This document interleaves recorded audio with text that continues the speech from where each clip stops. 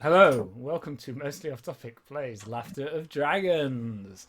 I never introduced myself, and I'm joined by Ben, Bonjour. Joe, Hello, hi Paul. damn, and Matt, Hi there. Oh, whoa. who is doing the voice of Smirk for Sex advertising. pest number one. That's a bit low. I mean, in terms of the tone, I think. I always imagine him much higher, but No, Smirk's got a real deep voice. He's a dwarf. Smirk. Welcome to episode 27, Laughter of Dragons. We are playing Laughter of Dragons. We will spoil you for Laughter of Dragons. We'll spoil you for the game, actually. If We'll you're spoil Laughter after, of Dragons for you. if you're after an actual play where 2/3 of the time is spent fumbling through the rule book, going, this is the one for you. Let those thumbs. What do I say? So I've done spoiler. We're spoiling it. Episode 27. I think we're spoiling it. The stream is going to get interrupted when Kenny goes to bed because he has not yet gone to bed because it's a Saturday and clearly we're just a slack household around here. And It is Friday. It is Friday. It's Friday, not Saturday. Did I say it was Saturday? Wow, look at that. Just in case you were trying to go to work on Sunday. Yeah, no, I'm fairly sure I'd have picked that ever up by then. And we're just a role-playing group playing a game of the One Ring First Edition. Whilst we do have rules videos, they're all done by Joe, not me, so I have no idea what the rules happen. Joe, however, is on it like a car bonnet and will tell us what we're doing wrong, which is good. Sometimes, yeah. Though your rules knowledge you claim is atrophying just in time for second edition. So we're just playing the game. Please don't use us as a golden rule, measuring stick, a yardstick, whatever. Gold standard. Thank you very much of how the game should be played. I think that would be erroneous. And thank you everybody for joining us on stream. For those that are joining us on stream, thank you, appreciate it. For commenting, if you've joined us on stream, even more appreciated. For watching us on the Tube Reviews, for leaving a comment, for just generally being great. We'd love to see it, and I've said this before, I'm going to carry on saying it. Wherever I stumble across random comments saying those guys are mostly off topic have got a good vibe or what have you, it fills my little heart with joy. It's only little, but it's filled with joy, so that's good. That's not the reason why you should be doing it. You should be doing it because you believe it. But if you believe it and you do it, it makes me happy. I thought you were getting choked up there, Paul. Yeah. Or quoting the Grinch. I Or was the trying to end work of, out. I was trying to remember. Scrooged. I was trying to remember. Trying to remember how many hearts the Grinch lacks, but I couldn't. Bits of Cake says no pressure then. So No. the job is now to fill your heart with joy. Oh right, yeah. In fairness, it's not very hard. I am a positive-minded individual. I like to think, apart from the times when I'm sad. Unlike me, I'm a completely joyless soul, so I literally take your comments and likes as nourishment. And if you stop out by, It's just all that time you've taken away from the ocean. So what happened What happened last time, guys? And last time was like 10 minutes ago. ooh, yeah. Trauma. Murder, death, kill. Very. Paul ripped the dwarf in half. I nearly got kidnapped by an enormous bird, and then Torland, who is red shirt number 2, and who we'd earmarked as possibly going to die quite nastily, was ripped apart after Cirque jumped off a rock and clove the giant vulture's head a bit, a lot. What can we say? We found out whether Cirque is a leg or a breast man. Do you want to carve Cirque? Do you know what? I think I'm going to do that. I think I'm going to do this summaries from now on. So you had travelled across the desolate waste in search of Dermy. You had found Dermy captured by men of Dale, hobgoblins, and orc. You had freed using wits and strength of arms. You had entered into the mausoleum of the son of Girion, the last king of Dale. You had found the silver coat of mail. you had recovered it. You had been perturbed in the tomb by a foul screech that caused your very fibres to recoil in hatred and fear. You had fled to the surface of the tomb to escape whatever evils were besetting you, and huge vultures had chased you down through, finding a dried up riverbed. You had attempted to escape. Unfortunately, one of the vultures had got Torg. Torlund desperately jumped, keeping it closer to the surface as Cirque leapt forward. Almost simultaneously, Lothar had planted his mattock directly for the skull of another giant vulture, causing them to flee and leave you further. The wastes, the theft of the book from the mausoleum, the scabbard perhaps that sits at the side of Cirque, had caused the enemy to gain hold within his heart. The curiosity that was the spark of Cirque, the enthusiasm for learning, took hold, caused his sense of survival and his duty to and responsibility to his friends to be diminished as he went from ruin to cairn to kind of possible ruin through a circuitous route that kept you in the waste much longer than perhaps was naturally required. Trudging and drowned in the misery, that the desolation of what was once a vibrant area caused, the fear that this is what could be the destination for the whole of the world, had the enemy and the shadow gained an upper hold, had started to drain your souls, and wearily you kind of came to the edge of the Northern Dalelands to be met with the smell of bacon sandwiches, the cool, cleansing water of the brook, and the familiar figure of Kuldrim the dwarf. Somebody's going to ruin my atmosphere again! Sorry. Go on, sir. We've got the title for the last episode from Doom Bunny of Bloodbath and Beyond. Like it. Kuldrim stands tall for a dwarf. He has a thick black beard shot through with more grey than you recall from your time in Dale.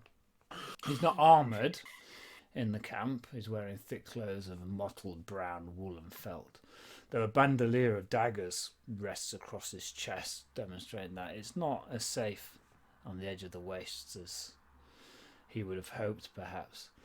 His face is puffy with the remnants of bruises, and his left hand is badly bandaged. An accident in the mountains, he says to any inquiries.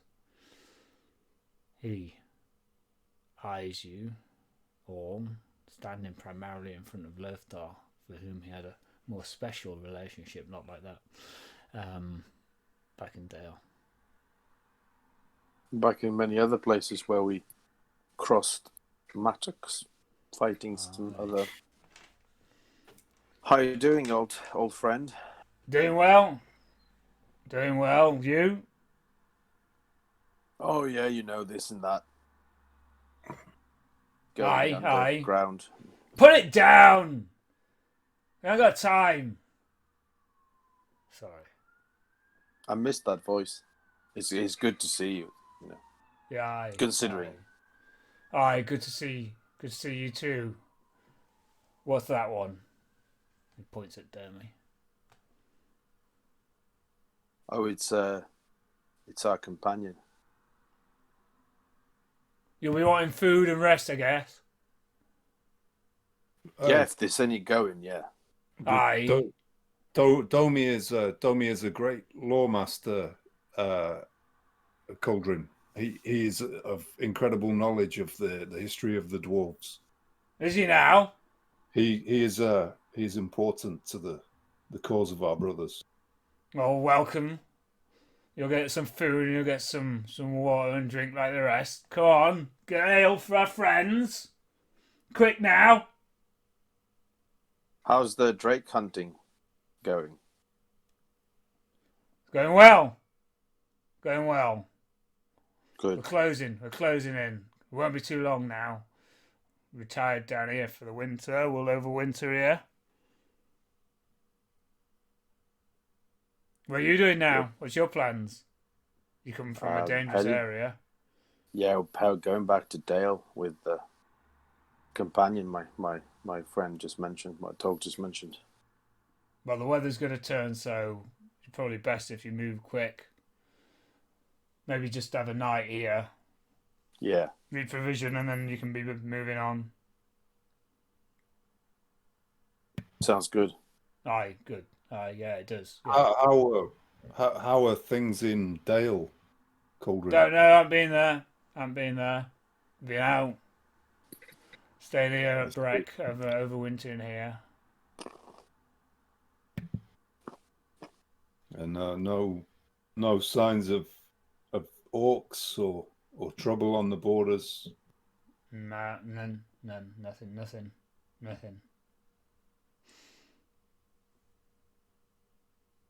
But you'll be wanting some food, won't you? Yes, please. And some ale if you got any spare. We got spare. Yeah, we got spare. Get some ale. Get some food for these lads. I need to go and consult with the master with the master of Breck. They'll look after you. Look after them, lads. And he kind of like turns and heads sort of trudge up the path towards the to the wooden palisade. What was this Master of Breck? Is this something we have heard about before?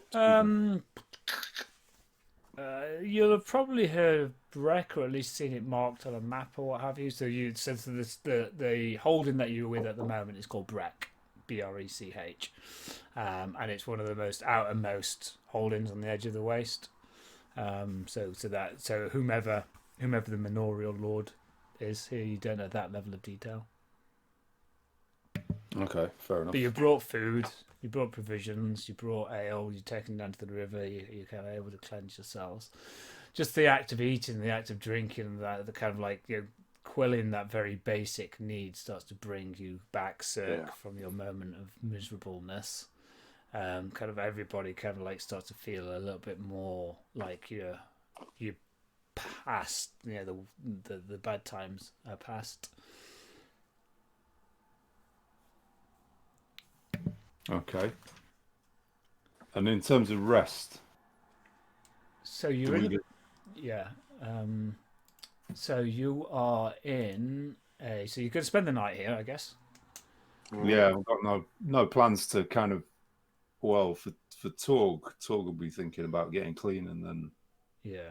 So you're able to get clean. You're able to you're also kind of able to get some basic garments if you wanted to kind of like have a change and stuff like that. The company has quite a number of provisions.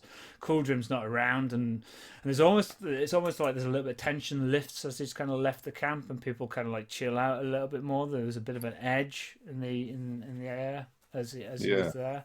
Yeah, the cat's away, the mice might play. So you kind of get given provisions, and you kind of like, you know, these people are really interested a little bit more in terms of what's been doing. So this will be considered to be like a safe place for you to rest, so you can recover as if you're not traveling. So you can recover. Nobody's wounded, so you can recover 2 endurance points plus your heart rating. How do we get our fatigue score back down again then? It comes if you spend time basically resting up outside of. Right. So yeah. All right. Yeah. My endurance is still full. It's just that my fatigue keeps getting closer to the top end. Yeah. Guys, so we recover what plus our heart score? 2 endurance plus your heart score. Okay. Thanks. I'm still weary. Nasty. Is anyone actually any personality or custom skills enough to notice how weird the other guy was being? Because I don't. Not well. Only I guess you could riddle, but that'd be like an opposed test, wouldn't it? Lifestyle, you know him. Is that how he normally acts? Oh yeah, he's just in his own element. I mean, insight possibly, but it would have to be done in the moment. I think. Yeah. That's why I don't know. It wouldn't have been something that Maybe we ask. Cirque would not have noticed in the slightest. Maybe we need I to guess- ask around then.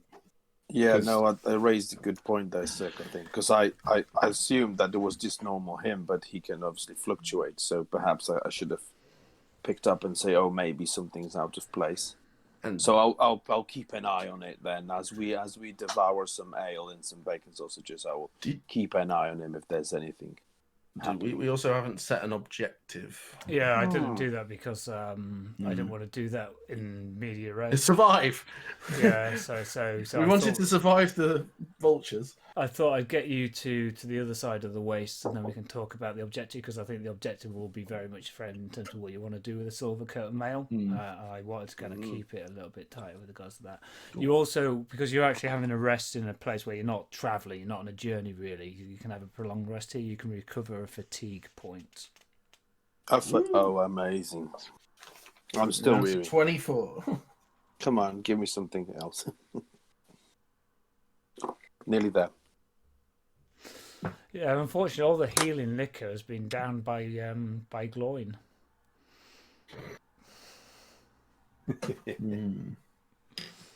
I remember that. Oh, he's got to get paid. Well, he's got to make money somehow. Is there some pipe weed for talk? Or has he gone through cold turkey? And he's actually now cured of his addiction. No, he's still got his smoking trait very much firmly. It's a vape trait now. Well, Yeah.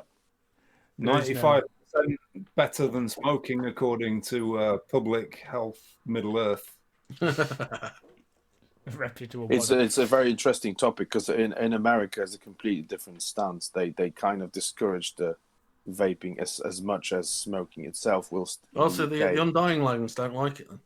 So across to the west. So in any case, there is no pipe weed to be had in this location yet. Sure, there must be black market stuff you can. The night passes, and you kind of awaken to a nice morning, a pleasant morning, cool, but not cold. Orange glow as the kind of sun rises, and you kind of like look back onto the edge of the wastes and are just glad to be out there. Dermy feels refreshed. He's bounced back surprisingly well, kind of given his given the strain that he probably placed on his body. His Hardy, he's been across from Bree many times. So we're gonna take the colt back, and what's our intentions? What? So you wish to return it to the King of Dale? Well, it was Thane Jofa that really kind of helped support and patronise the research that I was doing, and Definitely patronising. It is silver male that is of the line of Bard, but Dwalin. I know Dwalin wants it for the dwarves. We have heard Dwalin say these words himself, Domi, and I have heard Lord Barlin say that he wishes it to be returned to Dale, and I have thoughts and opinions on what we should do with it, what betters the dwarves, but the opinion of one dwarf with no knowledge of these artifacts should not bear significance on how this decision is made. Well, I believe we should leave this decision to you. it is not my decision to make. I don't mind you giving it back to Dale, to King Bard. I would thoroughly object to you giving it to that streak of piss we encountered in his court. I wouldn't trust that thing as far as I could throw it, and for the want of use of it for his own gain and direction. Paul's doing the hairstyle already. He's getting ready. Domi just responds, like he almost flinches when you kind of like talk so aggressively about Thane Jofa. It's kind of like it's almost like he just doesn't like the aggressive nature and the aggressive tone that Cirque takes, as opposed to he's like particularly vested in Thane Jofa in any particular way. Well, I think it's important that the sacrifices that have been made by yourselves and by myself and Torlin and Kor and the others, we are party to this now. Our fates are entangled with this. Our energies and our lifeblood has been spilled in the recovery of not just the Code of Silver Mel, but the location of the mausoleum. So, like the heroes of ages who get themselves entangled in these great adventures, we cannot just totally turn our backs on this. So we do have things to say. We are the ones who have the first-hand knowledge of the treasures, where they're located, and we are the ones who have put our place in harm. And that resonates with the world and with the stories that we tell through the ages. We are agents in this as much as we are passive to the decision. So I think if we get to Dale, perhaps me and Cirque could just hit the golden sheaf and have an ale or 5, and that will avoid certain unnecessary issues along the way. If we are to place this back into the hands of men, of which I don't have an issue with that, it belongs to them, they paid for it.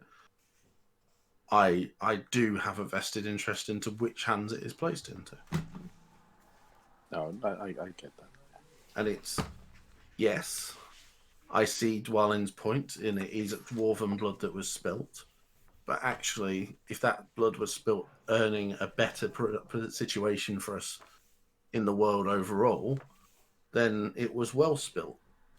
I'd rather that than it was spilt just to put something in a treasure vault, in a different treasure vault than the one it's been sat in for the last however many 100 years. And the hobbits. Hello. Lothar wants to investigate some ale, says Doombunny. Absolutely.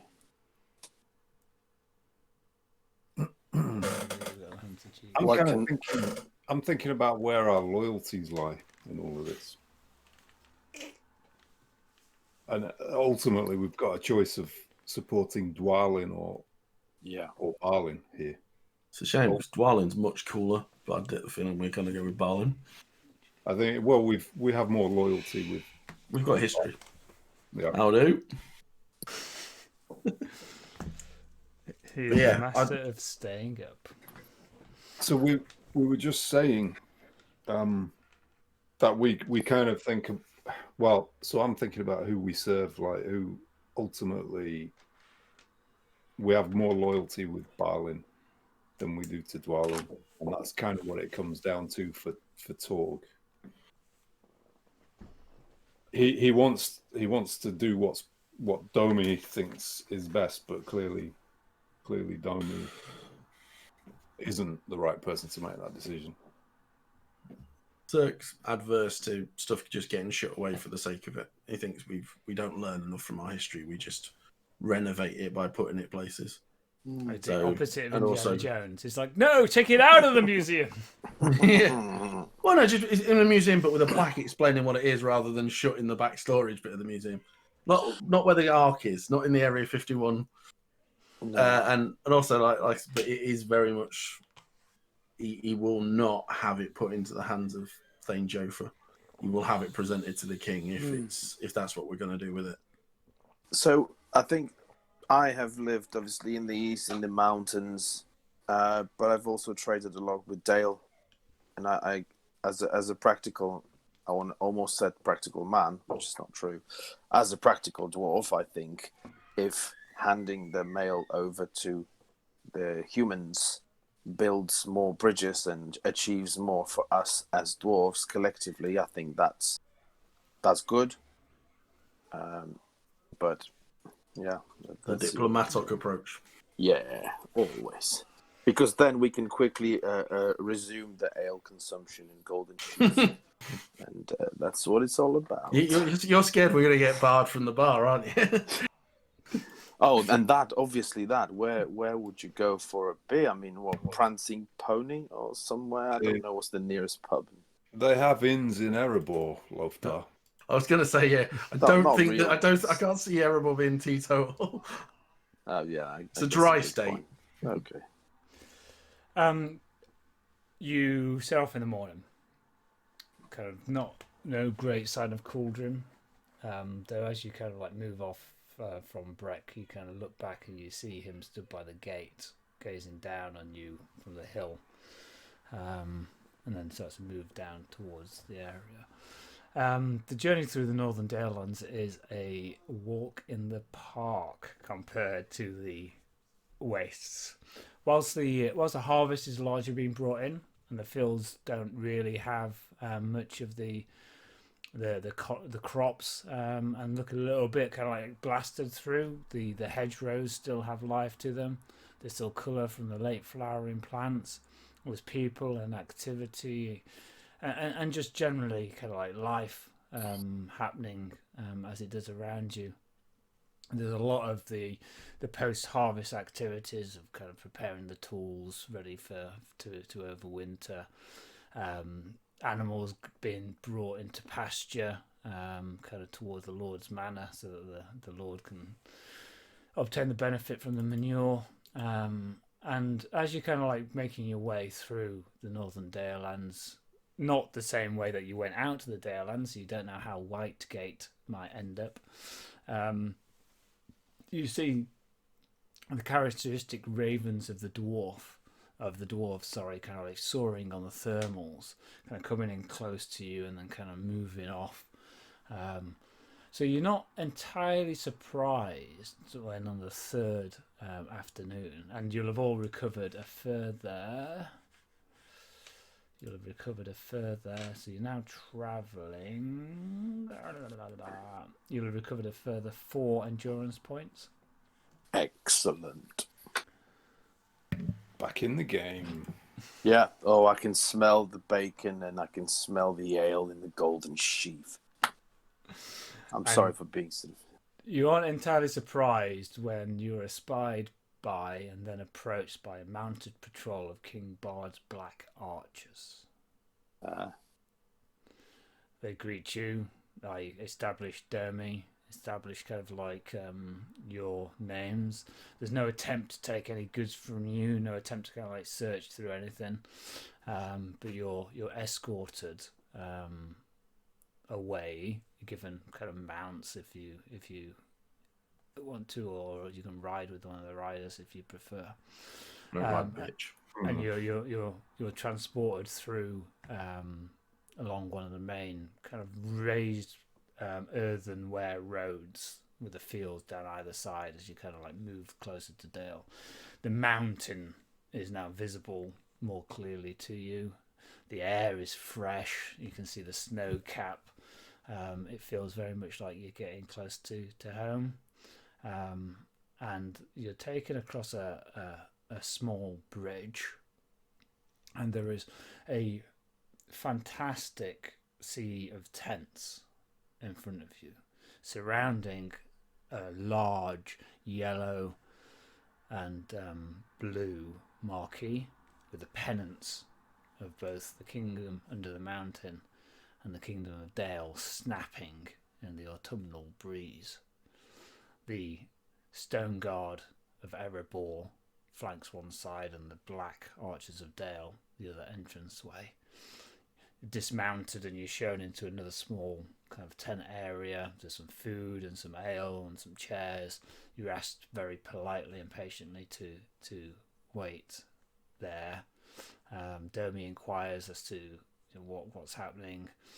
There's a council. We're going to get some of the nobles from Dale, some of the luminaries from Erebor, and they are to decide what is to be done about this matter. the guard sergeant doesn't really know what the matter is to be discussed. He's not privy to that. But it's an important council, and we're told that you're important to it. And kind of bows to you politely, moves off.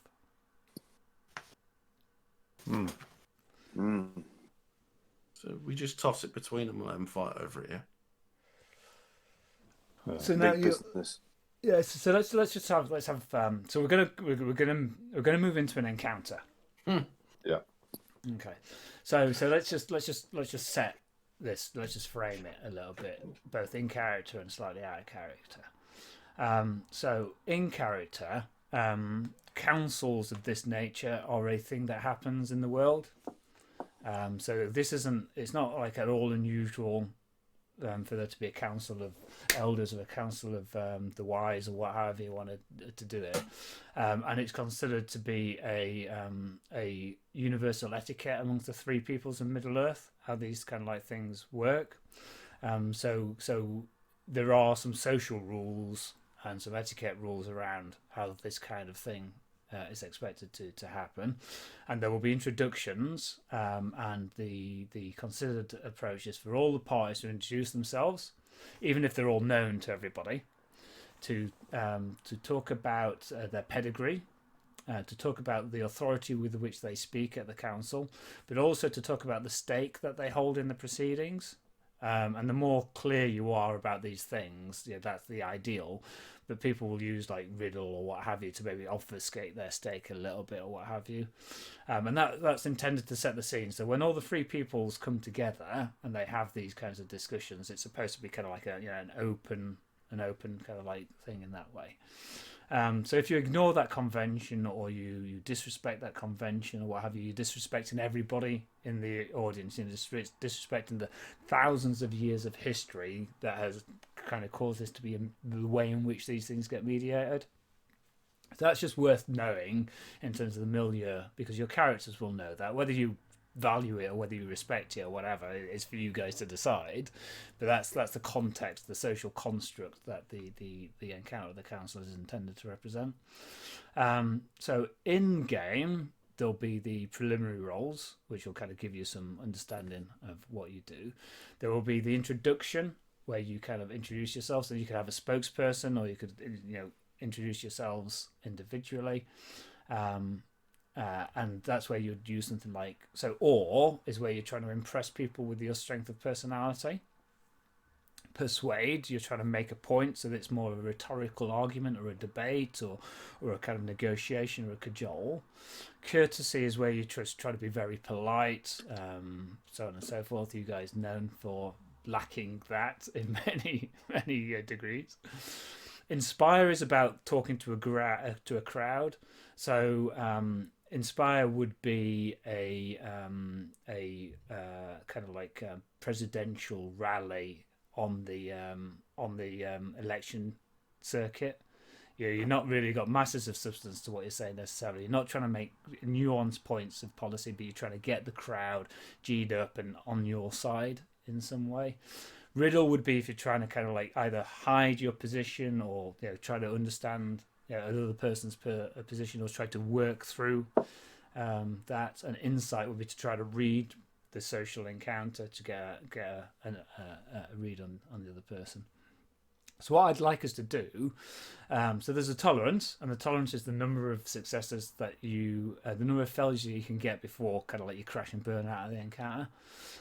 So the tolerance for this particular encounter is going to be 3. And you need to kind of obtain 4 successes over the course of the encounter, excluding the introduction, to kind of bring it towards the viewpoint that you're trying to establish. So knowing what your agenda is, or what you have at stake in this, is quite important for you to kind of move towards obtaining that goal through what you're trying to do. So it becomes very important about the rules as to when you can propose a check and when the test happens and so on and so forth. And what I'd like to do is I'd like for you guys to be saying, well, okay, I want to take this action. We'll then decide what skill is involved in it, or what trait applies, and then we'll make any rolls, and then we'll do the RP after the rolls have happened. So rather than kind of like, oh, I do all of this thing, let's see if I succeed, and then the narrative is just completely disconnected from the success or the failure.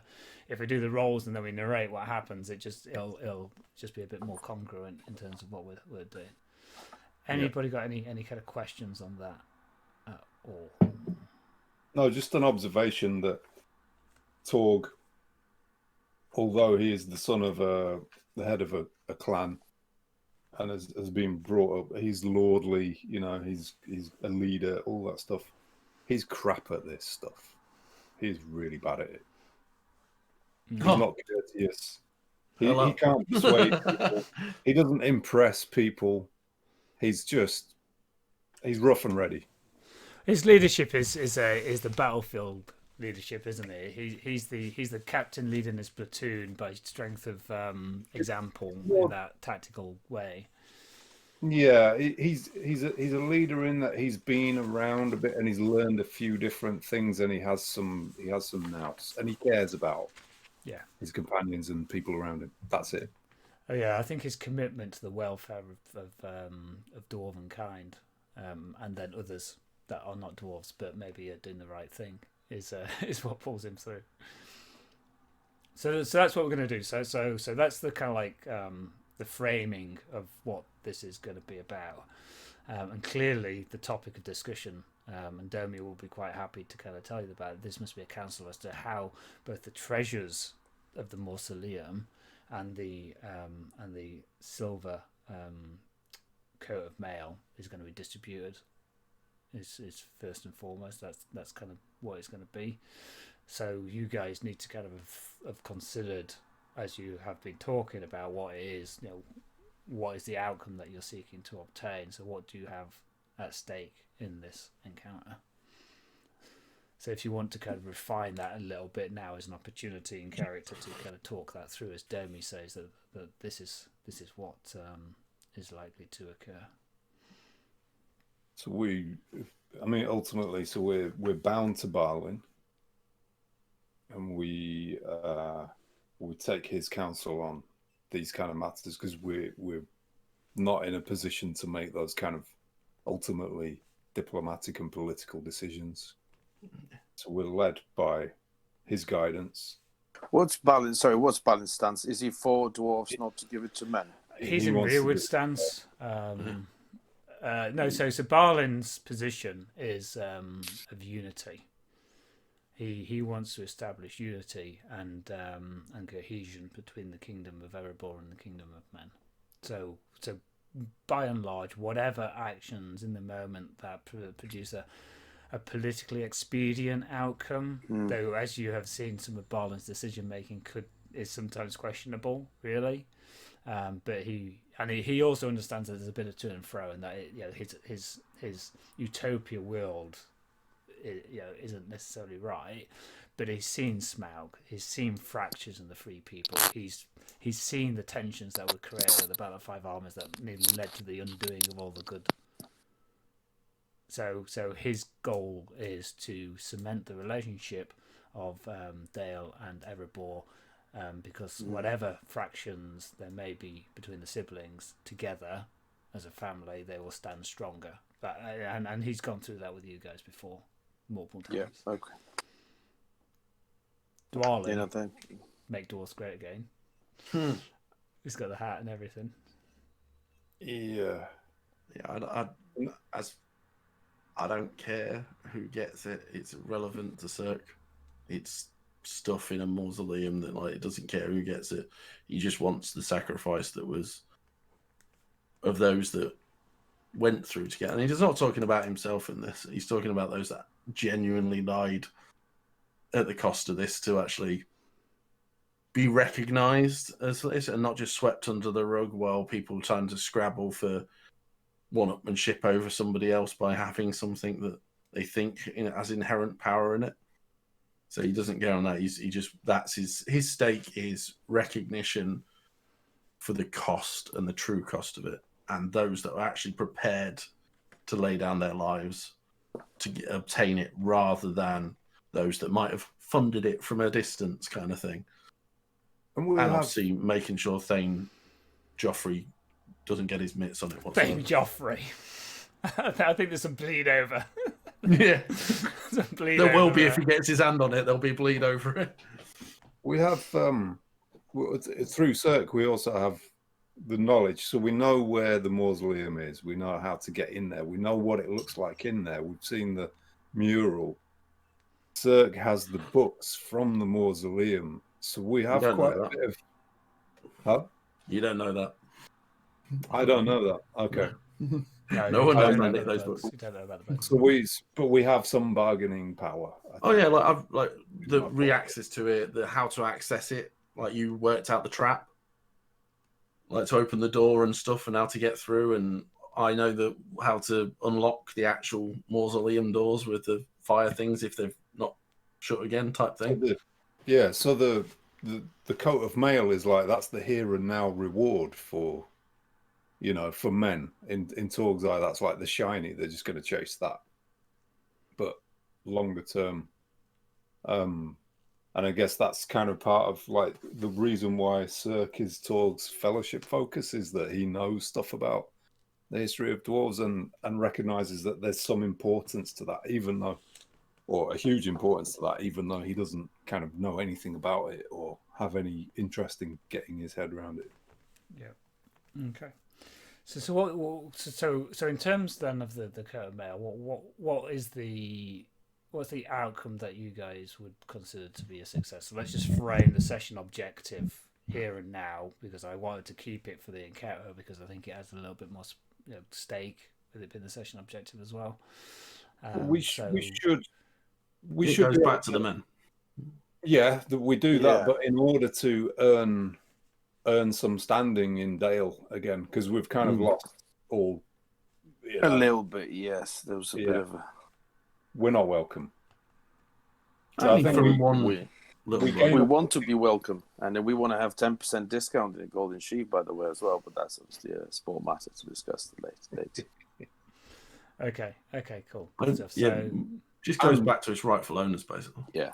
And I guess like consolidate our relationship with Barlin. Like I can't remember whether he is a patron yet or not, but No, we're just like his lackeys for when he wants us.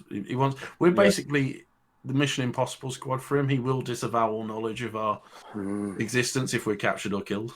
But we did save his bacon. Well, not literally. I think you ate it actually, love. That's quite possible. And his beer. So it takes a little bit of time for the assorted nobles to be kind of gathered and brought to the tents. So you get an extra night's sleep here, which would be again kind of not on a journey. So you get a fatigue. So you'll have got 3 fatigue points back. Excellent. And you will have recovered 2+ hearts worth of endurance as you kind of like rest Fantastic. in the most comfortable beds you have ever rested in, as far as you can tell. No steaming hot baths out here, but comfort. But comfort at the cost of the people in the village who are having to stand all of this, and the local, noble who's having to stand all of this. So for those people that are interested in the history of it, having the king come visit you and all his mates was not always the best thing in the history of time. You get some standing, but your skin. Basically, there was the royal progress as people moved around because you've got a big court of hundreds of people.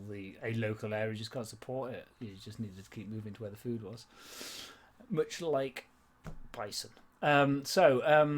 You mid-morning, you are summoned, and you're summoned into the marquee, and you move into this area. It's a warmer area. The bodies have warmed it up. You've got that smell of kind of like wet grass and the loam as you come into the tent area, and everything's just a little bit kind of like muffled as the sound bounces off into the canvas of the roof.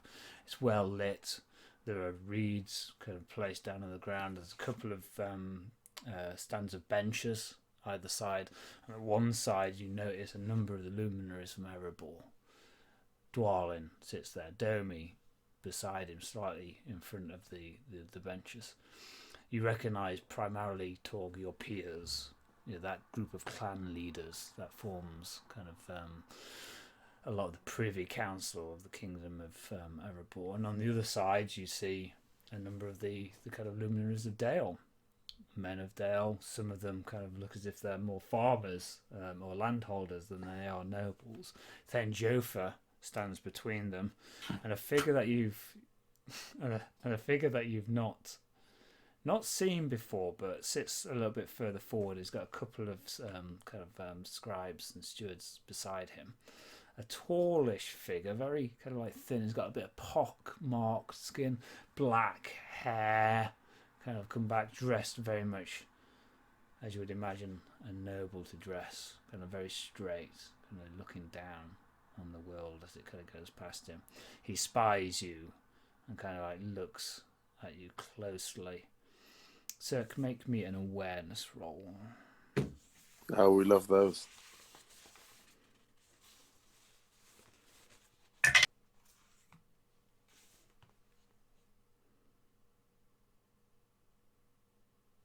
Uh, 16, great success. His eyes spy you as he kind of looks, and he takes a little bit of a shock. He's looking at the scabbard that you bear, and he very quickly recovers from it, but he absolutely clocked it. Seems to have recognised it in some way, and then has kind of like shook his head a little bit. Then Jofa.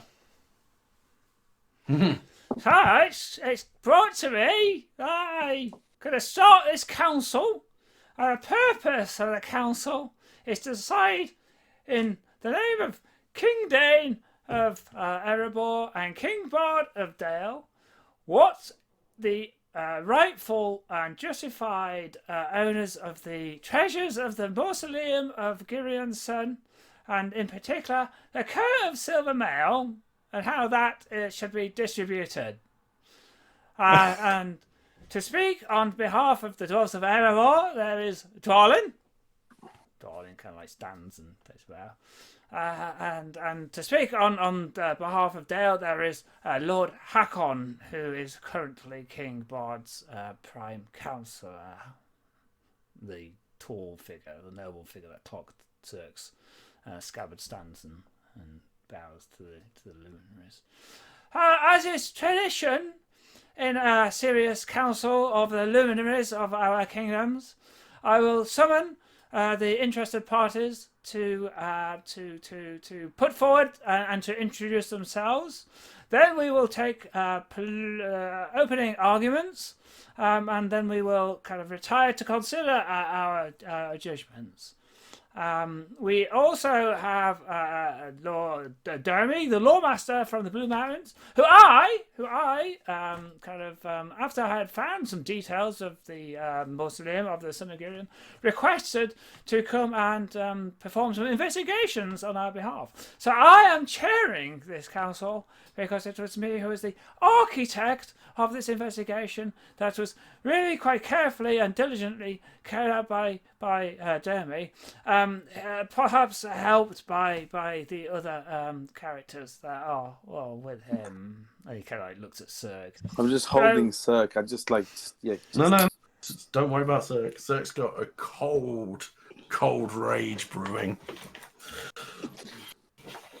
No, I don't think I'll call upon them to speak at this council, for their respect for their betters is in question somewhat, as I'm sure you all know.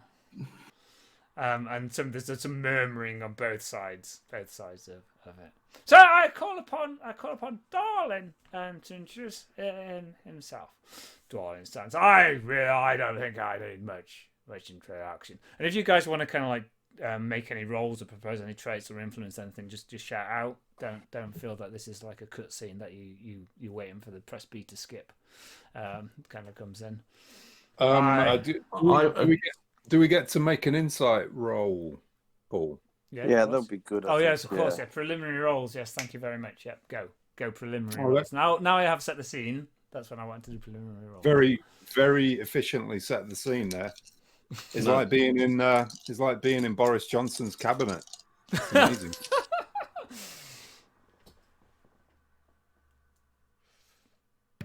What's the TN? 14. Okay, it's a pass. Okay. Do you get any success Inside. dice? 7. No Um, success You only get dice. 1 dice. I'm determined. I'm literally determined. I don't know, but I want to get the 3rd point basically. So I need to spend because I have a great success. I'm not sure how Hang on. determined comes into the insight roll. Oh, cool. For the 3rd one, you need to have. Sorry, It's great and a trait, but determined's a bit. Yeah, how are you No. using determined to be? I'm determinedly insightful. No, it's just sorry. I was just talking out loud. Really, not in a trait way. I just wanted to say Okay. I'm determined to get the 3rd point. But yeah, Oh, sorry. right. Okay, so yeah. you're not Alright. determined to get the 3rd point, but you really want to get the 3rd point. Yeah, that's it. What traits have you got? So you're spend- invoking determined to get the 3rd point because you're so determined to get it. You're invoking determined to get it. Is that right? No, I Is this think like I'll an just- Inception no, I'll moment?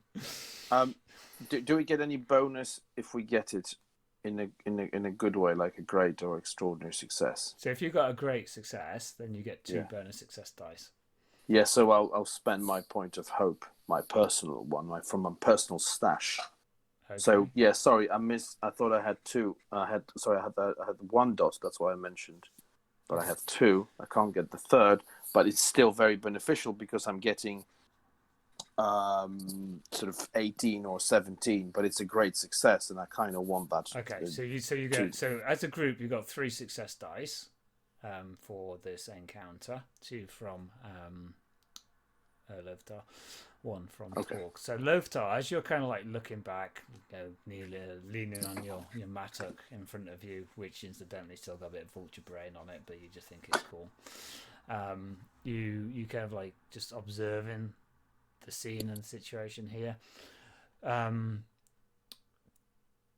Dwalin seems to have brought some of his mates with him, but you know from your kind of like trading that there are some calmer and some more sensible heads that are more favourable to Balin within the group of dwarves. So, but they're quiet. So they're like there's a vocal minority with Dwalin essentially, but a large proportion of the dwarves are more measured, more considered, longer term thinking, have commercial interests in Dale as much as anything else, so are probably more conservative about any extreme moments. But from your insight of the situation, you're kind of like it's likely that Dwalin will look as if they're more in favour to Dwalin because the noisy ones are Dwalin's crowd, basically. Okay. Sounds like a familiar situation. Yeah, and Tor, kind of like your success, kind of tells you that that whilst Thane Jofa isn't particularly pleased with you, you do recognise various people from within Dale, and they aren't looking at you with hostility at all. There have been stories of the kindness and the charity that you guys have shown to some of the members of Dale. So you've kind of given coin to some of the Broken Stone, you've helped some of those individuals out, and so on. So they're looking at you with some respect. So whilst you aren't particularly, got great standing in Dale from some of the actions there, there's some sympathy towards you and an understanding that you're not all bad people. Can I make a law roll to see if I know or have learned or have read of like the precedent for these things? So for him to say, we're not going to talk to you lot because it's not relevant to our activity, is there something that I could sort of say, well, actually, blah, blah, blah, blah, blah, we are allowed to present ourselves and thinking, being as we have a vested interest in this, etc., etc. Oh, yeah, you don't even need to roll for that. That's just you've got four in law. You've read of these things. You've kind of studied them. You've probably studied them as a form as opposed to just the stories. So you've got the stuff. So absolutely, Thane Jofa is paying hard and fast. Certainly, there's any number of precedents you could set where as Domi says, the heroes who have got themselves entangled in the doing of the do often have voice at council that they would otherwise not have voice at. So I'll wait until we're doing our introductions, and then that's at the point where I'd raise the blah blah blah blah blah blah blah bit. Yeah. Okay, so Dwalin is, or I speak on behalf of the dwarves of Ereborn, like the vocal fraction of them. Ah, yeah, Dwalin, you're the Marlin, or what have you, um, uh, and Domi, the dwarven lawmaster that the king allowed to be part of the adventure. And there, I will introduce the other dwarves that did the hard work. Torg, son of Tarek, noble of Erebor. I mentored him to the decisions at the start of this endeavour. Lovtar of the Golden Sheaf, best said the best. And Cirque, a lawmaster of his own right. I step forward and I say, "Thank you, my lord." Cirque. So before you do so, what skill are you going to be using to introduce yourself? Law. I'm basically going to recount my actual standing that hasn't been revealed until then. This is going to be very factual and possibly quite boring. No, fairly thick. It's more the fact that Cirque isn't just some like pleb off the street. He is a member of a house. Yep. He is part of a clan, and he will be like issue that. He doesn't normally play on his thingy, but he wants to introduce himself. Okay, so make the law roll first, and then we'll narrate how it kind of goes based upon that.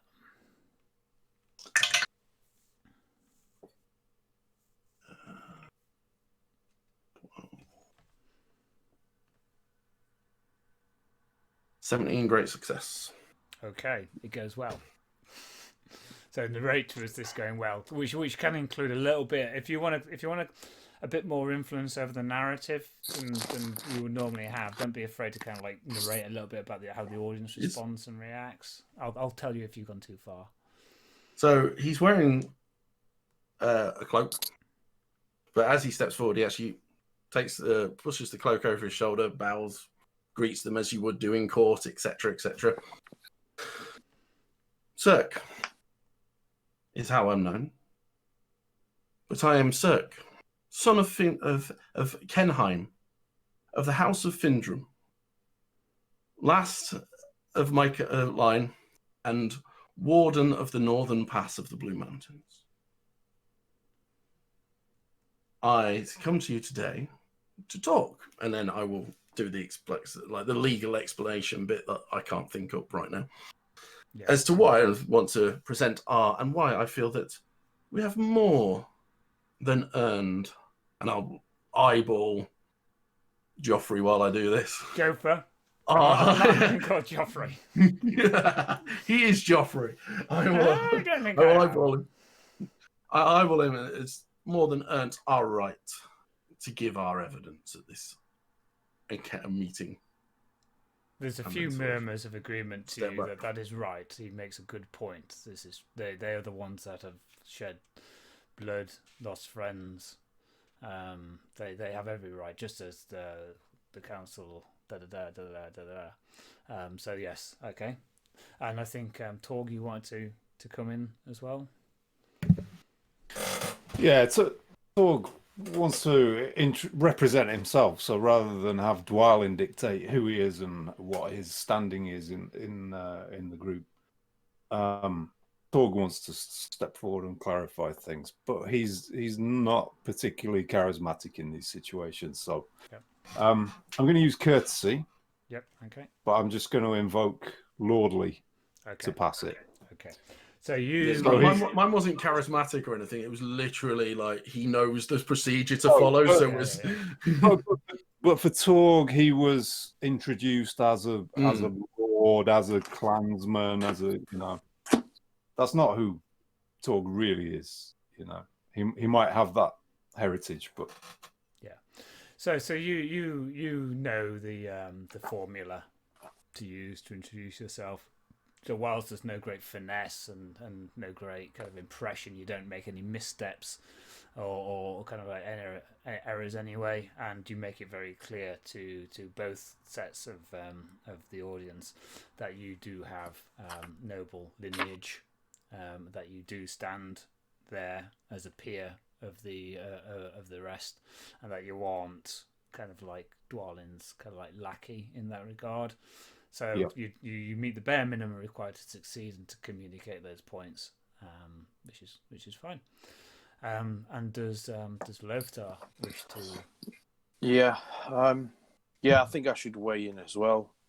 I don't feel it. Maybe without the target lock.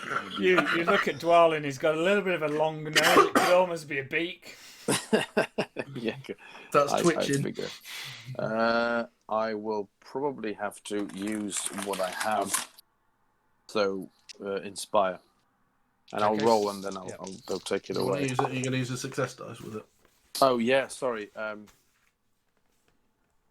So these rolls, so these rolls won't contribute to success or failure in terms of the tolerance. So whether you want to save your success rolls for when there's more at stake is your call. This is an entry bit, right? Yeah, this is introductions. Okay.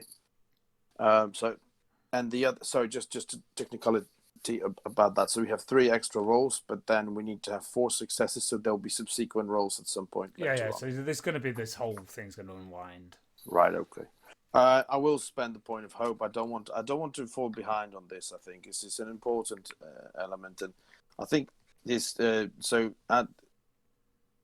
Loftar's attitude has been tested a little bit. After a hard day's, or actually many days' work, Dwalin's sort of portrayal of us, and it just doesn't stand right. So he just steps forwards again and says, "Look, hello everyone. I'm Loftar, son of Balin, the other Balin. He's not mine. Balin's not there. I fare from Iron Hills, but the area here is well known to me. I have traded with many of you and fought alongside many of you as well in great many battles. And what I want to say is the feat we have accomplished with my companions through blood, sweat, and tears to bring this item, I think is a testament that we should be able to at least say or have a statement or an opinion on the matter. And I don't think it's fair to us for that to be dismissed, because, as Domi has pointed out, we were the closest to the action and have a vested interest in it. And because we have paid such a high price, we will have a good judgment on where this item should go. And I kind of want to, so just following on this sort of example, I'm not particularly sort of charismatic, but relying on sort of on a more personal conviction and the example of that we have done it, and then I can bring some battles to sort of inspire, basically trying to get a positive feeling in the crowd. And what did you get on your inspire roll? Sorry. So I had to spend the point of hope. Sorry, yes. So that's 16. Okay. So your conviction with which you speak and the points that you follow up with that Cirque and Torg have made kind of paints a very clear picture about the honest kind of experience that you had and the cost that you bore to obtain this. So Cirque's legal position separates provides the foundation that provides you with the basis and authority to talk. Torg's statement of being a peer to the rest of the group provides you with an authority within which you can kind of talk from. It was slightly different to that, actually, Paul. Sorry, I don't know if I explained myself properly. He kind of wants to lazily go through the courtesy procedures, okay. and then kind of say that that although Thane Joffa came up with the bright idea of seeking out this artifact, it was Dwarven endeavor that brought it back to you, and that's the reason we're here now. Yeah. Okay. And although, as Lord Dwalin says, he mentored and steered us in fact I would lay the initiative for these endeavours at the feet of Lord Domi and of Lord Barlin. So Torg's more interested in kind of representing dwarves. You know, the courtesy thing for him is like, we've got to do this. You know, got to do these processes. Yeah. Okay. But actually, look, it's dwarves that have done this, and Dwalin is misrepresenting us. Yeah. Okay. Dwalin kind of like stares a little bit at you. You think more because he is unhappy that you introduce yourselves than he's got the subtlety of any of the points that you're communicating across. In truth. So Jofa. Let's go. Okay. And right, all the participants have introduced themselves. Right. Now, Lord Hakon, and the tall figure kind of like stands, pulls himself to himself. I speak on behalf of King Bard, who has consulted with me extensively on this matter. Everybody make awareness rolls. Oh, I love that. That's my favorite role. 16, great success. Thane Jofa is slightly surprised at this claim of extensive consultation with King Bard. Yeah, I failed. Okay. Fail. Okay.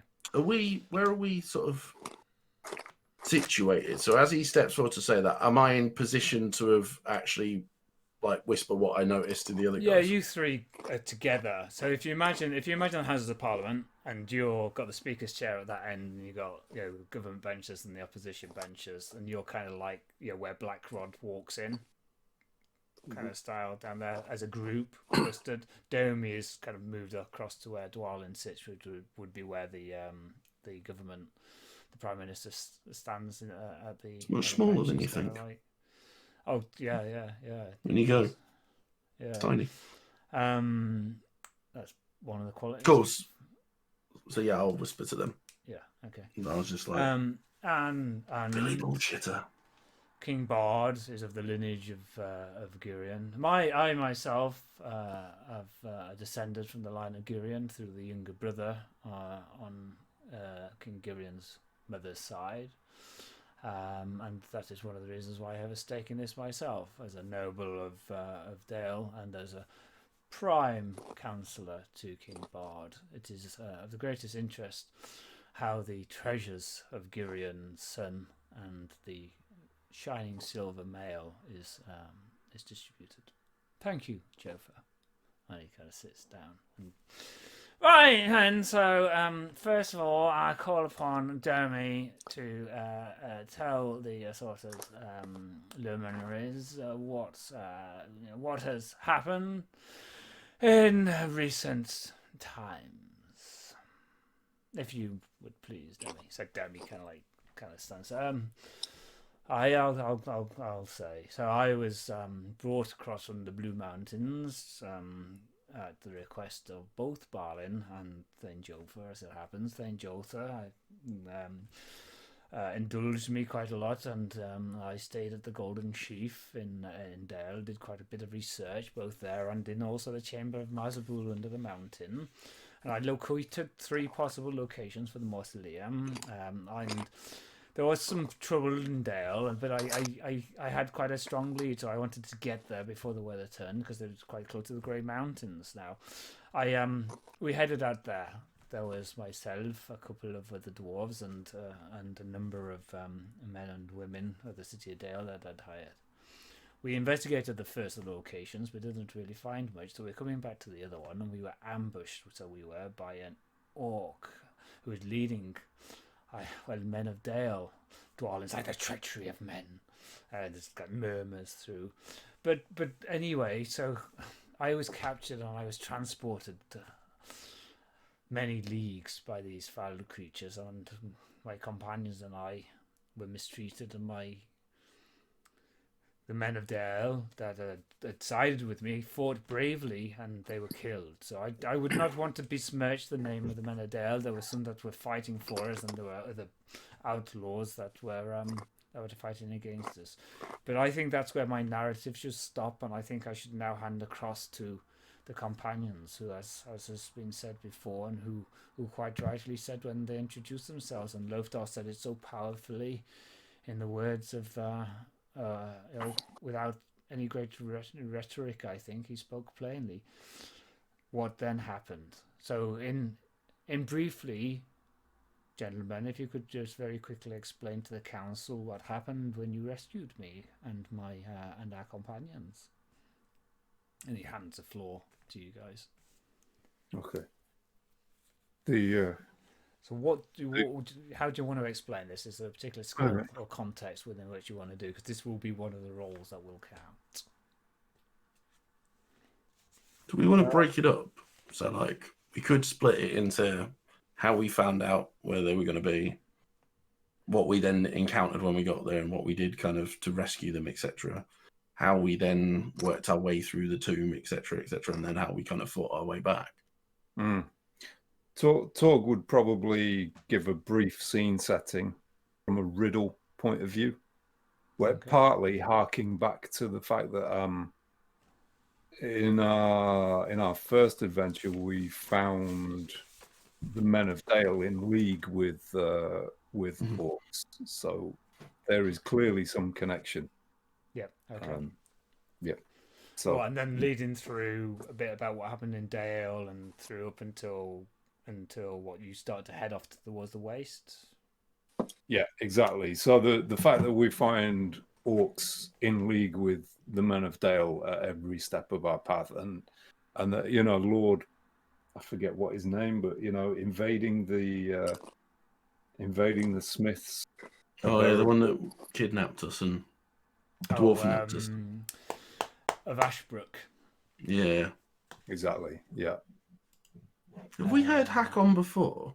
You have. We've heard that name before, haven't we? Gunvar. Gunvar is the Lord of Ashenbrook.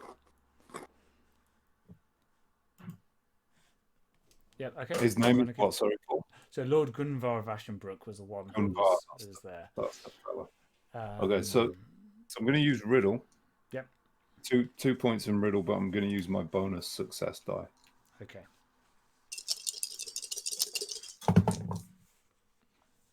Okay. 18 normal success. Okay. Cool. So you kind of lead through. Yeah. Do you want to kind of play that through? People are very attentively listening. If you could, so the key point. What's the key point you want to communicate? Essentially that there is corruption and betrayal in Dale. Yeah. Okay. Right, less in, you know, Torg is less interested in, well, we went there, we found Domi, we got in there, we got the thing, we saw a mural, there was a trap. Yeah. You know, that's all kind of by the by part of questing for him. So the riddle you're weaving is to bring the thread back to that corruption. Okay. Yeah, so I'm going to lead with us. I'm going to lead with us coming to Dale. What, 2 years ago? Is it? Yeah, and the attack 3 outside. 3 years ago, 2 or 3 years ago. It's some years ago. Then. Came here by chance. 3 dwarves with no connection who by their very nature of being outsiders decided to join up. Our first adventure together, we discovered that Men of Dale were betraying their own city and in league with the green-skinned orcs from the south. I remember the rumours. And in fact, we have evidence of this, and Sir can talk more of the signs and the sigils that we found there on those orcs. And then only last year, Lord Gunvar led us on another trail of betrayal and against our own people and against the mighty Smiths of Erebor and the newly reforged kingdom under the mountain. And now we find ourselves questing up into the wastes, a terrible blighted land, to help a dwarf of incredible knowledge and lore, chained to his companions and tasked with tunneling into a cave to plunder riches for these corrupted men, led seemingly by, again, orcs. And I ask of you, people of Dale here, why would such treachery and betrayal be so rife and so prevalent? And should not this be the question upon your tongues as we sit here and think on how best to use this artifact? You've put that into the minds of everybody present. Kind of like Dwalin is clearly thinking about how this demonstrates that the city of Dale is not a place that should be given this kind of thing. Hakon is really quite interested and turning it over in his mind a little bit as well. But definitely the idea of corruption in the city is going to plant it there. I'm just trying to think. Actually, seeing as I passed that roll, I've already got 1 AP in custom. I wonder if I can invoke lordly or leadership. Go for smoking. You were emphasising your point by pointing with the pipe. Well, given what he's recommended. Given that I'm trying to posit some kind of riddle and conundrum here, having kind of clouds of smoke around me might kind of befit the situation. It feels very Sherlock Holmesy, so it's like parlour, and you are doing the parlour scene, so I'd be more than happy with smoking to be the reason for it. Okay. Yeah. Who am I to argue against this? Okay, I'll take the AP. Yeah. Okay. Thanks. And your integrity with it. Talk throw some solid shade. Apparently. Okay. Cool. Who wants to pick up the narrative from there, and how are they going to pick it up? I'd quite like to, if that's all right. Yeah. So what's the skill? I'm going to use persuade. I've got 2 in it. It's not a massive leap. So I'm going to make my roll.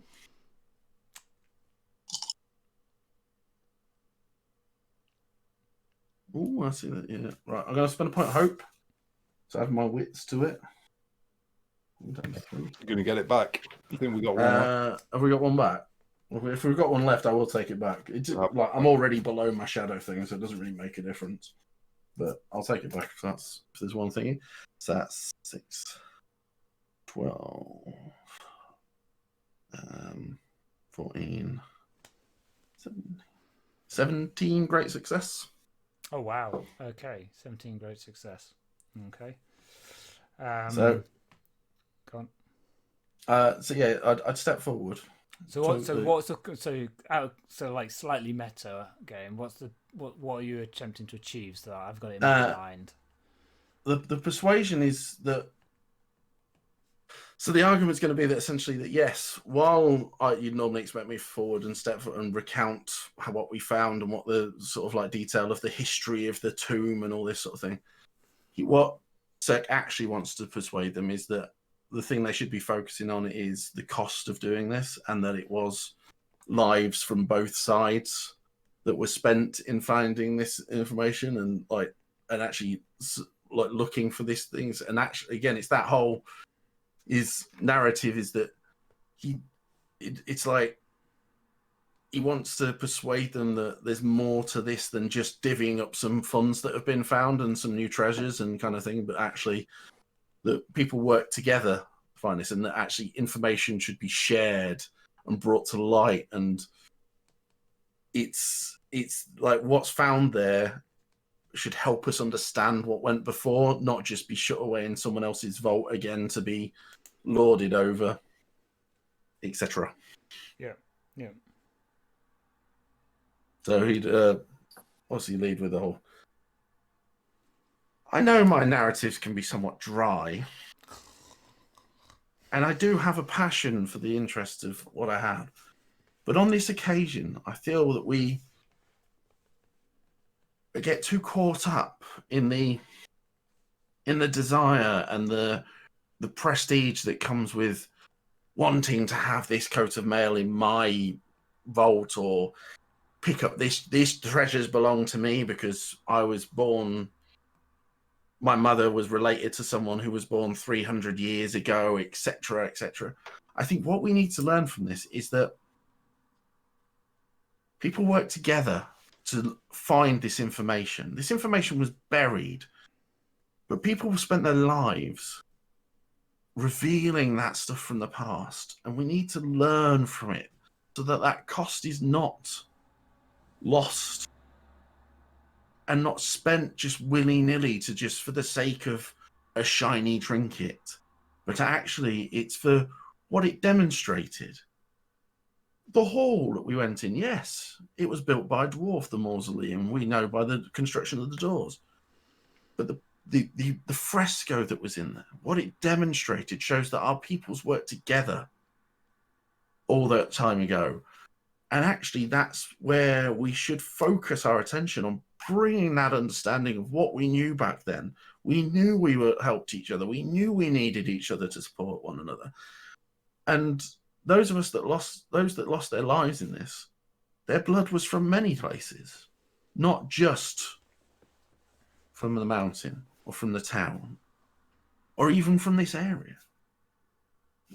And then so with a great success, kind of like there's a lot of consideration.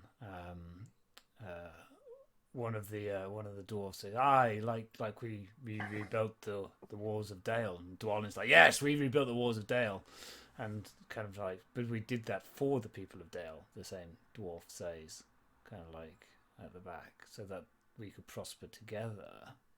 Kind of, there's a lot of nodding. Hakon again kind of like steeples his fingers a little bit, considering it. Loftar, do you want to pick up the narrative from that point? Yeah, sure. I will probably repeat my inspiring route. I'll pick one of the dice as well. Makes sense. Maybe just make some a head start on this. So I'll roll first. No, 6. And that's BS. Target number, please. 14. 14, yeah. Okay. That's fine. I'll knock it down a bit. I spend one of my points of hope. And yeah, I'll have 17 success. Standard success, normal 17 success. success. Yeah. Okay. Good stuff. So what are you gonna? How are you gonna go with this? So I'm appealing to the sensible, silent majority of the dwarves that are assembled in the hall, and trying to just raise their spirit, influence them in a positive way. And not persuade them, but to see the point that we are all trying to make. Talking about, I will talk to them about, so Torg and Cirque talk about sacrifices that we have made, not only in this journey, but in any other journeys.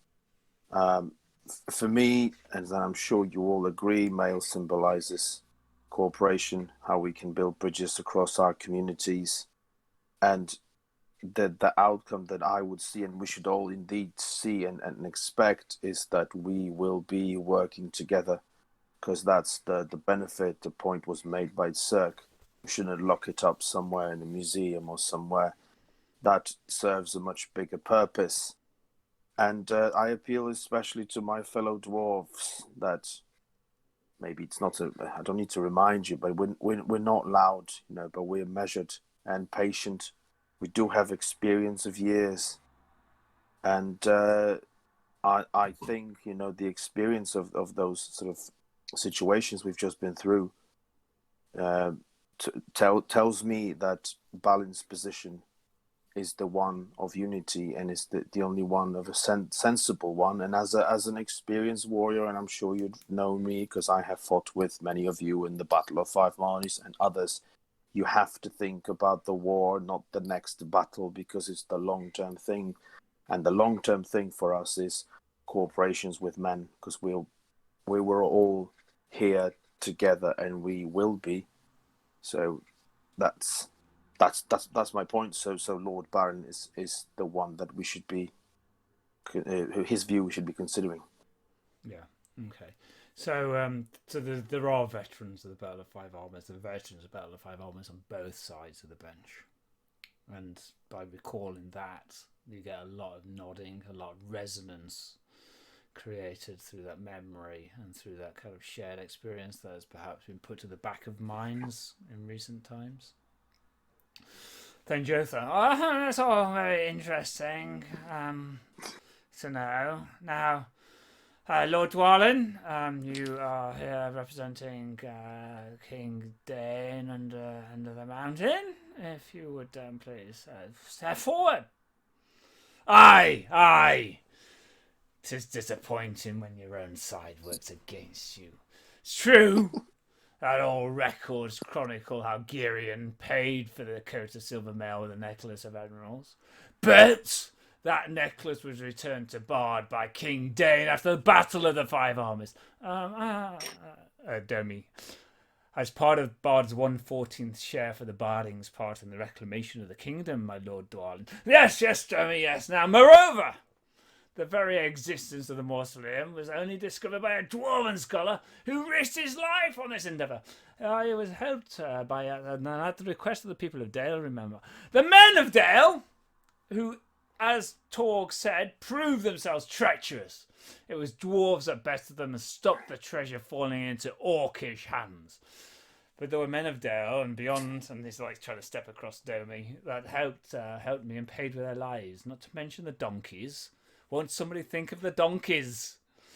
Now, the finding and the defence of the mausoleum means that dwarves, and dwarves alone, have the right to claim at least a greater share of the treasure, and the return of the necklace to Bard forfeits his claim, and the Bardings have no right whatsoever over the dwarf mail. And the strength of purpose kind of like gathers up the supporters are banging. A few people from Dale kind of like taken aback at the fact that he seems to pay no great attention to the tone of the meeting, and it's just kind of like boom, straightforward on this.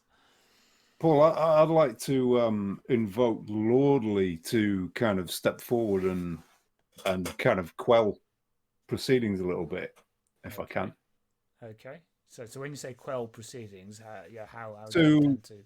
Just to kind of raise my voice a little bit and to gain attention of the court, because I think that it's the vocal minority that have kind of, generated a hubbub. Yep. Okay, so you're going to just try to calm them down. So I think in this circumstance, Lordly would allow you to would give you the opportunity to make the roll. It's not the auto pass. No. So how do you intend to calm them?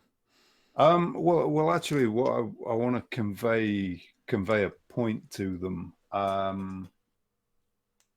and I think I'm gonna push to use Inspire here because it's the only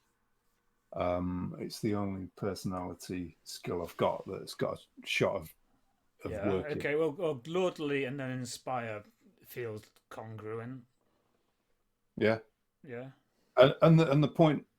Well, shall I make the roll and then try to convey the point? Is it worth us throwing another 6? How many have you got? I've got 3. Oh, you got 3 because I was just saying we've got one more success die, haven't we? Yeah. Yeah, we've got one more success dice. I've joined the Twitch chat, by the way. Yeah. And I think it's just worth mentioning that it's worth sounding the gong clang. For Lothar name dropping the Battle of Five Armies. Yeah, it is his signature move. Lothar brings up Battle of Five Armies again. What else could be not forget that I was there. Yeah, it's good, so good. All right, yeah. So Inspire 3 dice. Let's have a go. It's looking okay. So 16, great success. Okay, good. Okay. Yeah. So go. And that gets me the second dot. Let me just do that. Okay. Priorities. I'll quell this mob in a minute. Let me get me dot. Got some shit admin to get done as it happens. Everyone, hang on. Oh shit! I got to succeed in persuade, didn't I? Well, I remember. I haven't got anything in that row. Lord Dwalin, Lord Dwalin focuses on division and the rights of one group over the other. And I suggest there is an alternative, lords of the court and ladies and barons and all of here present, and the doffing of the caps. There is an alternative here, and despite the clear signs of corruption among the men of Dale, that puts the men of Dale's backs up. I believe the best option for us is to offer this symbol, this coat of mail, to the kingdom of Dale. Let them use it how they will. May it be a symbol of their heritage, of their history, and let them unify around it, but also let dwarves and men come together around it. Let this act of giving become a symbol of the ability of dwarves and men to come together and fight the greater evil, which clearly there is one. The more we bicker between ourselves, the greater the darkness, the power of the whatever evil there is that is seeking to corrupt Dale, the greater it grows. That, again, I argue, lords, ladies of the court, Lord Jofar, Hakon, that is where our focus should be. It calms the vocal minority around Dwalin. It's very hard to get angry about a message that says, you know what, let's maybe fight the evil. No, Dwalin's back is put up by suggesting that he's trying to drive division.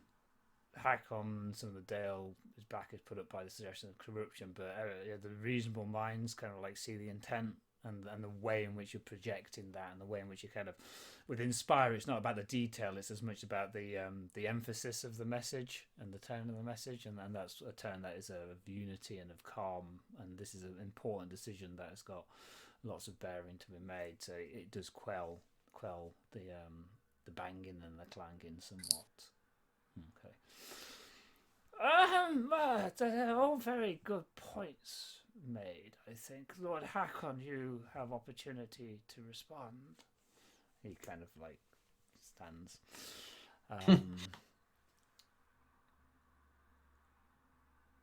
Ladies, gentlemen, lords, it is kind of Dwalin to remind the audience of the key facts of the matter. Girion bought and paid for the coat of silver mail in his own time. That the necklace was not returned by the people of Dale, it was taken by Smaug in the first instance.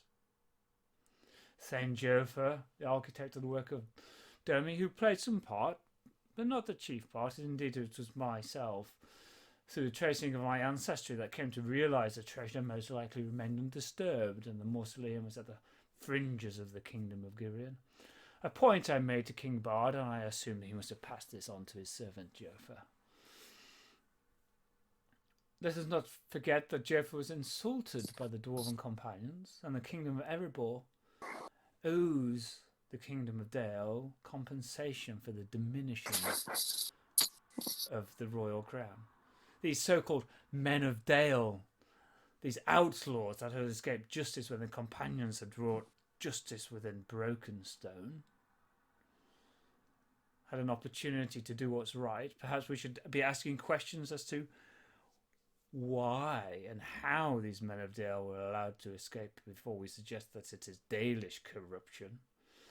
And anyone not of the House of Girion, like King Bard and myself, claiming any right over the mausoleum, or taking anything from within it, no matter how small or how valueless it may be perceived, is a liar and a thief.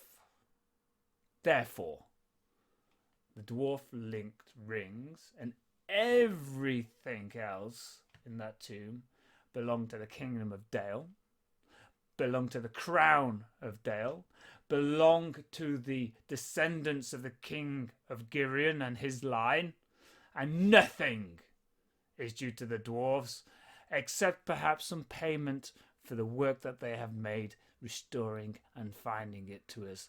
A business transaction, I put to you, but nothing more.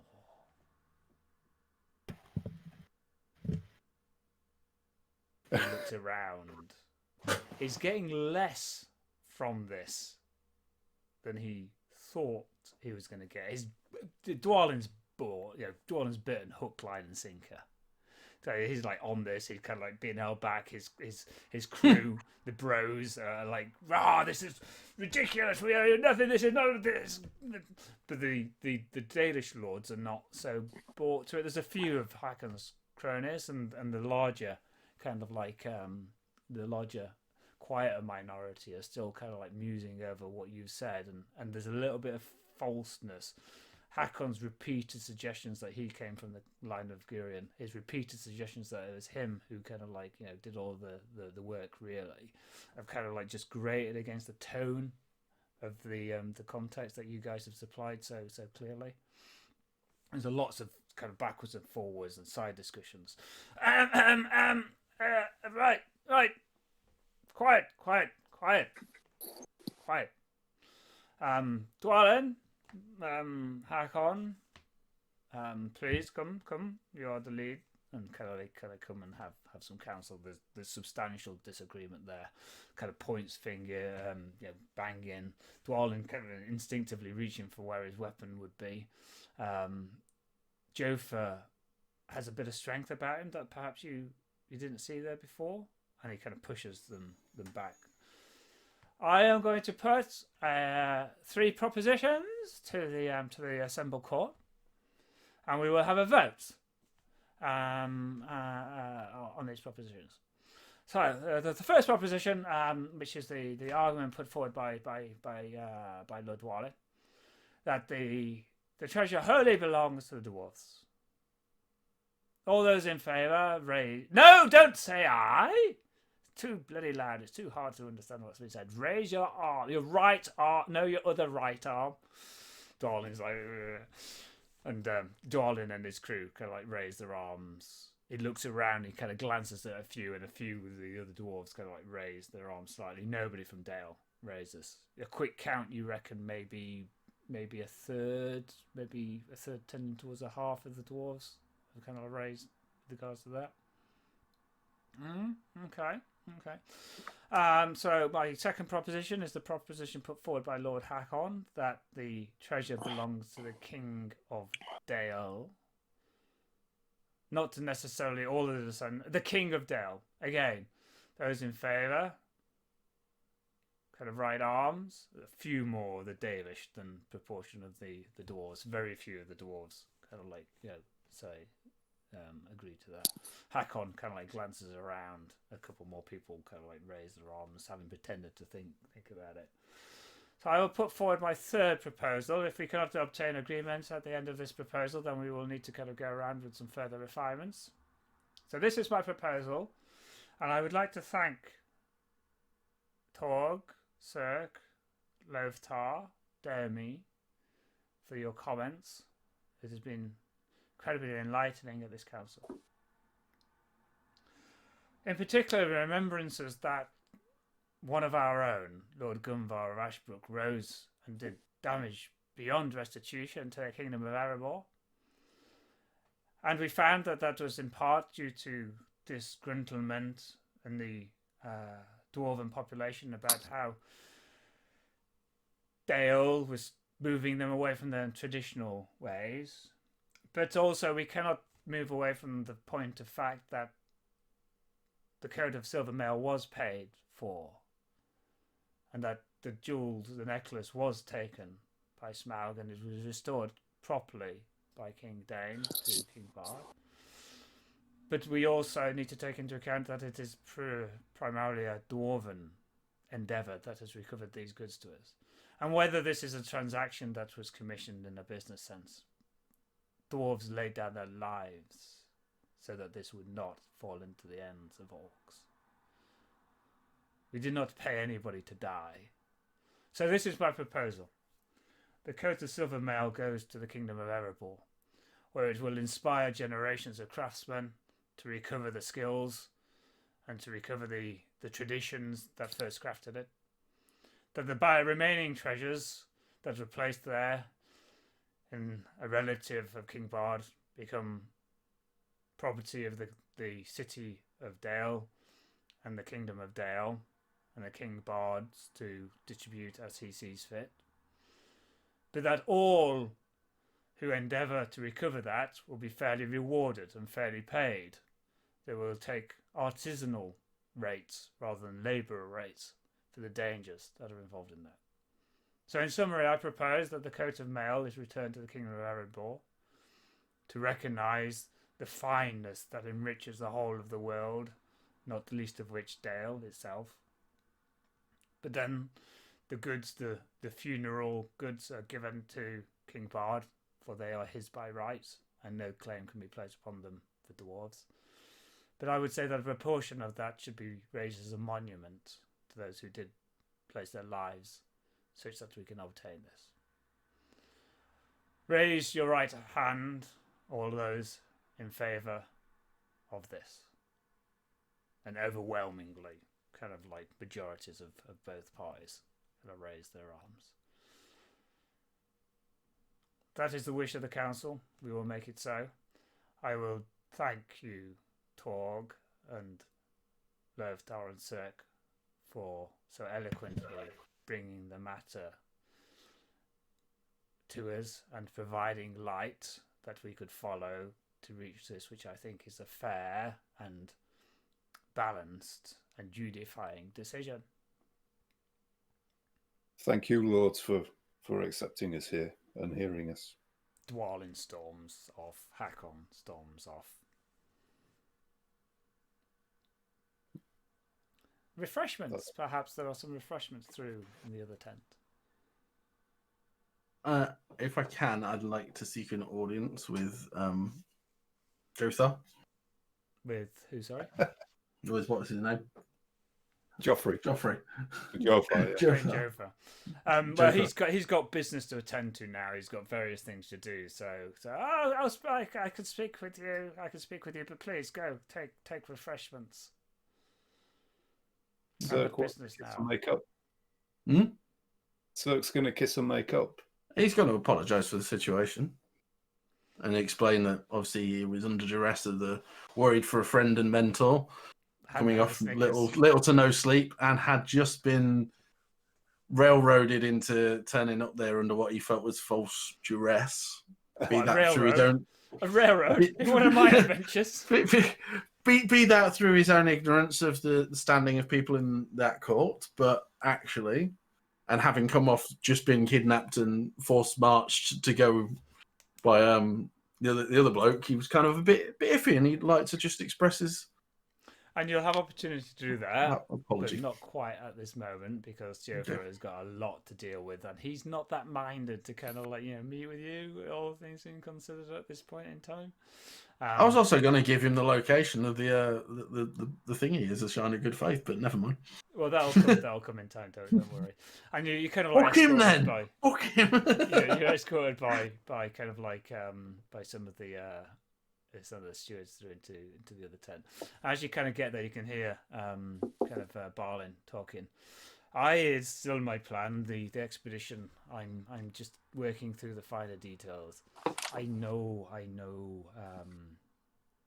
Perhaps you could come with us. And as you kind of walk in, you can see he's talking to an aged figure, grey beard, staff across his grey robes. If you want to come with us, Gandalf, a wizard would be really helpful. Oh my! And they both stand up. Kind of like the human old figure kind of like stands, looks at you with these crystal blue eyes, clear blue eyes through the age of his face. Well, if it isn't the dwarf heroes themselves, I am Gandalf the Grey, sometimes called the Wandering Pilgrim, Mithrandir to the elves. You're Gandalf. I am. And I'm going to call the session there. Can you believe you sign a dropped book the for me, G-bomb please? on us. Sorry, can you sign a book for me, please? I want to take it to my family. Here's like Do you I want- do you will want to etch my rune in all of your dice. Yeah. Would you like Yeah. to reduce your threat by 5? Draw 3 cards. Or, I'll draw 3 cards, please. There's no enemy. always. Yeah. Unless you're about to threat out next round, take the cards. Okay, so a bit of an epic session. I thought we would go long because I wanted to kind of get all through that, and I knew there were some key moments to be had. So I hope you guys enjoyed it. Look at us getting through a courtroom scene. Social encounters that we didn't completely fuck it up for once. Yeah. Really well. Really well. That was good. I think I said it in the chat, but I think you set it up well, Yeah. Paul, because you gave it a bit of just setting the scene, and then you also laid out how you mechanically wanted to play it out. So I think that helped a lot. Thank you. Yeah, I was thinking about, because it's such a key moment in the story. It's like the climax of all of the effort. I just wanted to make sure that, one, we paid some respect to the rules as they're written, because actually it's quite, whilst I might not always respect the rules as written, I might not know all of them, but I think it's at least worth, you should give it a chance, you should give it a go. I think it actually worked pretty well. I quite like that. I really like the pre-rolling rather than, like you say, like, oh, I want to do blah, blah, blah, blah, blah. And I said this, oh no, I failed. Yeah. So that was in my head, but I tripped over and farted as I walked through the door or something. Yeah, that's a little bit from, I've seen that mentioned in various tour forums or the Discord or whatever, but also it's a little bit from Fiasco, where you're doing the scene and you roll the dice and then you narrate kind of how it goes. But yeah, so I think we should. It is 11:30, so I suggest that we do the admin for end of session fellowship phase next session. Sounds good. We're moving into an end of year fellowship phase. Something I think we occasionally forget to do is that you regain 1 point of hope if your fellowship focus is not dead or mad or anything. Yeah, wounded or injured or. Yeah, I think you're probably right there. I was thinking about that as we were playing the session. That might actually probably have meant I wasn't in Shadow if we'd been doing that, but never mind. Possibly, though, in fairness, who's your fellowship focus? Talk. Torg. I think Torg was getting a bit battered blue at various points. So Yeah, it's actively wounded. It's not just like weary doesn't count. okay. It's like you have to actually they have to be. It's end of session as well, isn't it? Yeah. So if they're all right by the end of the session, Okay. which Okay. we should do all of that Doesn't stuff. matter. I enjoyed the Shadow. It worked quite well. Oh yeah. I mean, it wouldn't be a role playing game I'm running if I didn't fuck up a rule every so often. So yeah, what we'll probably have to do then is just give the benefit and kind of like you can maybe gain back 2 or 3. Oh well, hope points or gaining. something. I just ignore that. Like personally, I don't care because I actually quite liked the way it went. So if all the only difference will be when I gain my 1 back for Torg at the end of this session, it will take me out of the Shadow thing. So let's do I that won't now, have my then. crop. So everybody, if you increment your hope by 1 now, So it means I'm no longer miserable. yeah. So I no longer have my cross in miserable, basically. Okay. Although I do have 4 shadow points, so I probably want to look at either stiff neck of the dwarf thing or getting rid of them at some point. Yeah. So Yeah. we are going to hit an end of year fellowship phase, which will give you a couple of undertakings. It'll also unwind XP. It'll also do advancement points. So everybody gets a couple of XP from the session. And since it's the last one, do we do the whole stuff? I think everybody should get an extra XP for playing in character and true to the material. To be perfectly honest.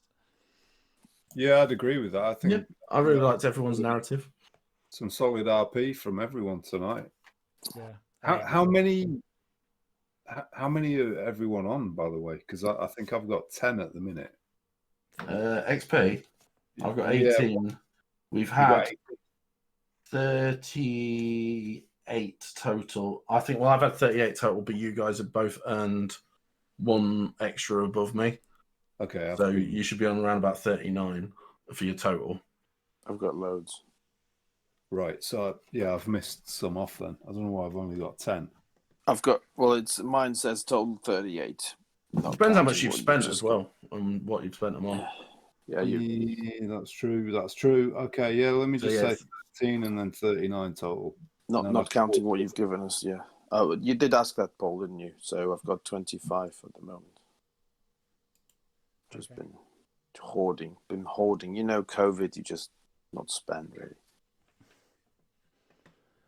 Okay, so if you think about what you want to do, XP points, what you want to do, advancement points, we'll do the fellowship phase. I mean, it's up to you what you want to do in terms of that. Whether you want to kind of go to spend it in Dale, spend it in Erebor, you've unlocked both of those things. There's going to be a little bit of epilogue. Barling will be a patron for what it's worth. I don't know what patrons give you, if I'm entirely honest. There's some extra stuff on the undertakings. And there's a section on the patron as well. There's specific things that you can get from a patron. And it's actually there's a narrative bit as well. I mean, you can work with a lore master to design something that you may want that patron might give you. Cool. So- I'm looking forward to when you're running that starter set with. You're on it now. Yeah. No, it's just it's still my hats off to Joe because obviously that I'm only learning the rules of the game but I've learned first edition. yeah. As first edition guys. I'll be ready. Go. I'll be ready by the end of the year, and then Yeah, oops. But rules, we can all kind of chime in and chip in on technicalities of rules. I think it's more having the wherewithal to actually plan with the starter set as well. It's laid out for you, so it's No, I think that's right. It's the time that you have to spend, preparing and I guess running. I mean, to a lesser extent, running because obviously that's from experience and stuff. Cool. So that also completes the third adventure in the book. only the third. I know. Wow. Just deep. We do have a tendency to procrastinate. Yeah, but I also do like I like little bits of filler session stuff as well. So if at the end of the campaign, if you were to kind of like go back and read the book and have a look at it, you would clearly could be like, right, okay, yes, this is as written, but then you would find odd hours here and there where it was just whatever was going down. I mean, clearly that farmer of Langsett, Cedric of Langsett, was kind of like not an encounter in the book, but it was just Really? Here we go, honestly. Right. Yeah, I want to know if he's dead. I think we should go and visit him. See if he's dead. Yeah, See if we we are. released the Barrow White. Make sure you leave me in the golden sheaf. Oh, yeah. Just, Okay. Okay, so it's the 7th of May. So I need to think about this actually, because I have some form of wedding to do. No, the 21st of May is fine. So if you want to play in a fortnight's time, 21st of May. Yeah, I can't do the 4th of June just as a flag for future sessions, and that would be normally one. Yeah, that would be, yeah. Let me Okay. just check. The 21st is a Friday. I know my mum's talking about coming up. Yeah, because that's a week of the world unlocking and being able to kind of like get in places and stuff, isn't it? Yeah, I think I can do it. I think it's all right, actually. Yeah, so if we can't do the 21st, then we're looking at the 18th of June. 21st is fine for me if it's doable for everyone else. I It's just the one after I can't do. Yeah, 21st is okay for me. Just checking various family commitments. Yeah, I can do the 21st. Yeah, definitely. Okay, cool. 21st nailed on. We'll start by closing down the epilogue piece, then into the fellowship phase, and then we'll see what happens next. I can't believe we met Gandalf. I know. I was thinking about what voice to do for Gandalf, and I was almost going to leave with the Grey, Gandalf the Grey. So Michael Caine then. Michael Caine, that's right. So then, I hear that your dwarven companions have been out with Domi. There can be only one. Oh, Miss Moneypenny. Show them I in. love Highlander. Well, that's when my I remembered my Charlemagne. Let the birds be your spears.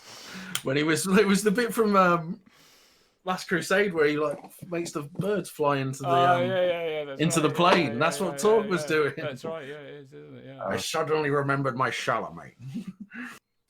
English, what we call the dog. So that's what Henry I was going Jones Jr. but I decided not to, for various reasons. Starting with Copyright infringement. well, mostly starting with I should try to respect the law, and I'm not sure that Gandalf can talk like that. Oh, did you not polish up your best Ian McKellen impression? I think my best Ian McKellen impression was that, as it happens. Does he appear in the book then? Is that That's seen in the book. Yep, the epilogue. Yep. Cool.